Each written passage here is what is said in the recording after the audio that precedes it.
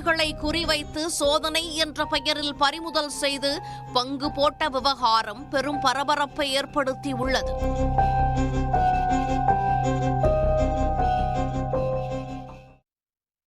மதுரை மாவட்டம் வாடிப்பட்டி அருகே தென்னை நார் ஏற்றி வந்த லாரி மின்கம்பியில் உரசியதில் தீப்பற்றி எரிந்து முற்றிலும் கருகியது. கூடுதல் விவரங்களை வழங்குவதற்காக செய்தியாளர் சண்முகராஜா இணைகிறார். சண்முகராஜா, விவரங்கள். நிச்சயமாக மதுரை மாவட்டம் வாடிப்பட்டி அருகே உள்ளது கரட்டுப்பட்டி பிரிவு எனும் பகுதி. இந்த பகுதியில் பல்வேறு கயிறு திரிக்கும் தொழிற்சாலைகள் இயங்கி வருகிறது.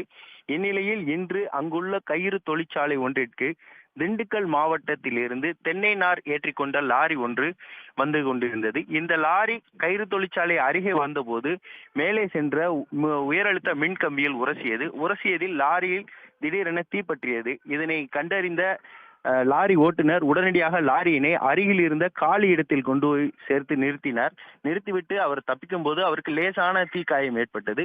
இருப்பினும் லாரியில் லேசாக பற்றிய தீ மளமளவென லாரி முழுவதும் பற்றி எரிய துவங்கியது. இதனைத் தொடர்ந்து அந்த பகுதியினர் அருகில் இருந்த தீயணைப்பு துறைக்கு தகவல் கொடுத்தனர். அதன் பின்னர் சோழவந்தான் மற்றும் நிலக்கோட்டை என 2 தீயணைப்பு மீட்பு படை வீரர்கள் குழு சம்பவ இடத்திற்கு வந்து சுமார் 1 மணி நேரம் போராடி அந்த தீயை அணைத்து கட்டுக்குள் கொண்டு வந்தனர். இருப்பினும் தீயணைப்பு வீரர்கள் தங்கள் பணியை முடிப்பதற்கு முன்பாகவே லாரி முழுவதும் தீக்கிரையாகியது.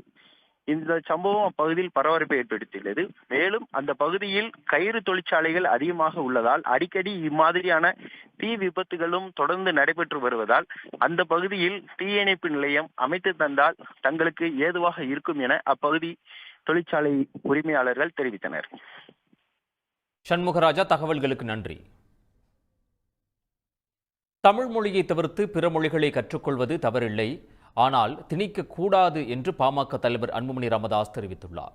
சேலத்தில் நடைபெற்ற பாமக கௌரவ தலைவர் ஜி.கே. மணி இல்ல திருமண விழாவில் பேசிய அவர் இவ்வாறு தெரிவித்தார். புதிய